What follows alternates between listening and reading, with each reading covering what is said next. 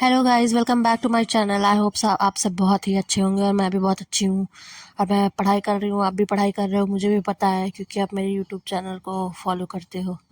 Just kidding guys. तो आज है मेरा 75 डेज चैलेंज का डे नंबर 10। मैं थोड़ी सी इनएक्टिव हो गई थी बिकॉज मेरी तबीयत भी ख़राब है, अभी भी है। बट मैं मथुरा चली गई थी तो उस सब के व्लॉग, बट फिर भी मैंने कोशिश की है कि मैं एक्टिव रहूं। तो सबसे पहले मैंने यहाँ पे बनाया डे 10 का टारगेट।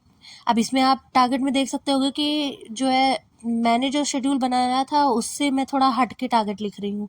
वो इसलिए, और क्योंकि आप देख सकते होगे कि एनटीपीसी ज़्यादातर लिखा हुआ है, इस वजह से क्योंकि जो है मेरा एनटीपीसी का एग्ज़ाम है, उसकी डेट आ गई है 18 जून। तो मैं कोशिश कर रही हूँ कि अब लास्ट मोमेंट थोड़ा ज़्यादा फोकस कर दूँ। तो यहाँ मैंने सबसे पहले जो है एनटीपीसी के मैथ्स में जो एनालिसिस हुई है, बेसिकली इतने दिन तक जो भी शिफ्ट में क्वेश्चंस आए हैं, मैंने उसको सोचा कि थोड़ा सा सॉल्व कर लूँ और थोड़ा सा रिवाइज कर लूँ कॉन्सेप्ट्स को भी अपने। तो जो है इसलिए क्योंकि मैथ्स और रीजनिंग ही है जिसमें मैं मैक्सिमम आउटपुट दे सकती हूँ। अदरवाइज जीएस का कोई वैसे भी कंफर्मेशन नहीं है और वैसे भी आप पूरा 100% उसमें नहीं दे सकते। तो मैं रीजनिंग और मैथ्स के लिए कोशिश कर रही हूँ कि मैं अपना 100% दूँ और चीज़ें रिवाइज कर लूँ, मेरे एंड से कुछ ना रहे। लास्ट मोमेंट में मैं फार्मूला बुक भी रिवाइज करके जाऊँगी और मैं बेसिकली इन सारे उससे टॉपिक्स देख रही थी, PYQs देख रही थी और मोस्ट इंपॉर्टेंट टॉपिक्स देख रही थी। तो जैसे डिस्काउंट हो गया और बाकी प्रॉफिट लॉस हो गया, बहुत सारे टॉपिक्स, टाइम एंड वर्क किए वो। फिर उसके बाद मैंने लगाए इंग्लिश के 2 मॉक्स, क्योंकि एसएससी से भी मतलब रिलेटेबल रहना चाहिए, ऐसा नहीं है कि हम छोड़ सकते हैं। तो उसमें मेरे एक मॉक में मेरे आए 42.5। ऐसा होता है गाइस कि आप करते रहोगे तो गलती होती है, मुझे पता है। ऐसा नहीं है कि आप 50 आउट ऑफ 50 आज आप टॉपिक सारा प्रिपेयर करोगे और आपका 50 आउट ऑफ 50 आ जाएगा, ऐसा नहीं होगा। थोड़ी बहुत गलतियां होती रहेंगी, बट क्या है ना कि अभी काफ़ी टाइम है हमारे पास बकल अप करने के लिए। तो अगर आप क्या कहते हैं अभी से प्रैक्टिस करते रहोगे तो आपकी तैयारी बहुत अच्छी हो जाएगी और लास्ट मोमेंट पे आप मिनिमम मिस्टेक्स करोगे। तो इसलिए फिर उसके बाद फिर आभास सैनी सर ने जो है 50 डे का कॉन्सेप्ट लेके आए हैं। वो हर दिन एक नया कॉन्सेप्ट बताएंगे और डिफ़िकल्ट कॉन्सेप्ट। सच में पहला ही डे था और काफ़ी डिफ़िकल्ट कॉन्सेप्ट था ये। तो मैंने इसको पढ़ा और मुझे लगा कि अगर मैं ये 50 डेज़ फॉलो करती हूँ, क्योंकि ये 10 मिनट का ही है गाइज, ये आप खाते पीते सोते उठते कभी भी देख सकते हो। तो अगर ये 10 मिनट का ही है तो अगर मैं इसको फॉलो कर लेती हूँ तो शायद मेरे 50 ऐसे क्वेश्चंस बन जाएंगे जो डिफ़िकल्ट होंगे, लीग से बाहर।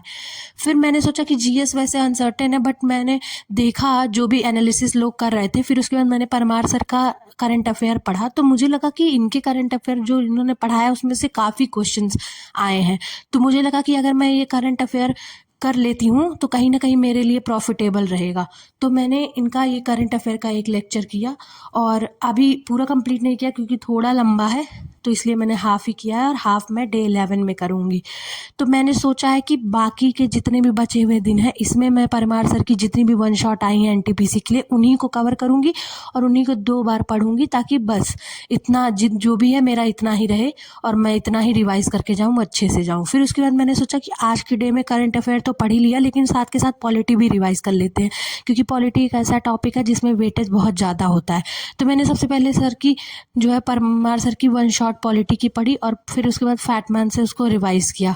काफ़ी अच्छा शॉर्ट और कंसाइज्ड है। तो अगर मैं लास्ट डे पे बार बार लेक्चर खोलने की बजाय मैं डायरेक्ट इनका फैटमैन से ही रिवाइज कर लूँगी। उसके बाद फिर मैंने गगन प्रताप सर की एक लेक्चर देखी जो इन्होंने क्या कहते हैं एक्सपेक्टेड क्वेश्चन पेपर था एनटीपीसी के लिए, वो बनाया हुआ था। तो मैंने यहाँ से सारे क्वेश्चन करने की कोशिश की और मैं ऐसे क्वेश्चन नहीं कर रही हूँ जो कि बहुत इजी है, मैं डिफ़िकल्ट क्वेश्चंस वाले ही लेक्चर्स को देख रही हूँ, ताकि मुझे पता है कि अगर एवरेज बेसिक क्वेश्चंस आएंगे तो वो तो मैं कर लूँगी एसएससी की प्रिपरेशन की वजह से, बट मेरे को डिफ़िकल्ट क्वेश्चन करना था। तो फिर उसके बाद यहाँ पे रीजनिंग में मैंने एक मॉक दिया तो उसमें 47.5 आए।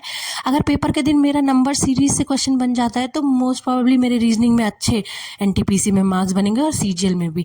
बाकी यही मैंने डे 10 पे किया और आप सब भी मेरे साथ पढ़ते रहो और अच्छे से। बाकी मैं एनटीपीसी का रिव्यू भी लेके आऊँगी जैसे होगा, और फिलहाल कुछ दिन तो मेरा फोकस एनटीपीसी पे ही ज़्यादा रहेगा, बट मैं क्लब करूँगी एसएससी को भी। बाकी थैंक्स फॉर वॉचिंग।